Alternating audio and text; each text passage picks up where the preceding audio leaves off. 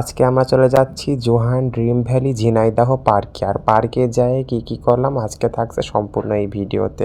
আমরা আজকে রওনা দিয়ে ফেললাম, আর এই রাস্তাটি দেখতে খুবই সুন্দর লাগছিল। এটি হলো ঝিনাইদহের মধ্যেই প্যারিস রোড, আর প্যারিস রোড হয়ে কিন্তু আমরা যাচ্ছিলাম পার্কের উদ্দেশ্যে কিন্তু আমরা রওনা দিয়ে ফেলেছি। আর খুবই সুন্দর মুহূর্ত, আর এই রাস্তাটিতে কিন্তু খুবই সুন্দর লাগছিল। দেখতে দেখতে আমরা চলে আসলাম পার্কে। আর পার্কে মেন গেটটাও কিন্তু অনেক সুন্দর।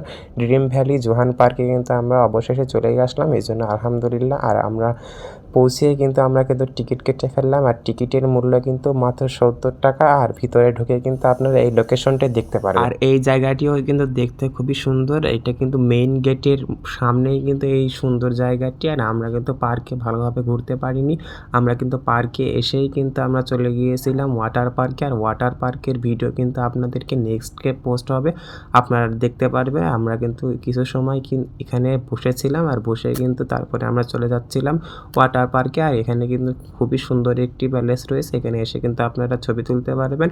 আর ওয়াটার পার্কের ভিডিওটি নেক্সট ডে পোস্ট হবে। আজকের ভিডিও এদের পর্যন্তই। ভালো থাকবেন, সুস্থ থাকবেন, আল্লাহ হাফিজ। ভিডিও দেখার জন্য আমন্ত্রণ রইল।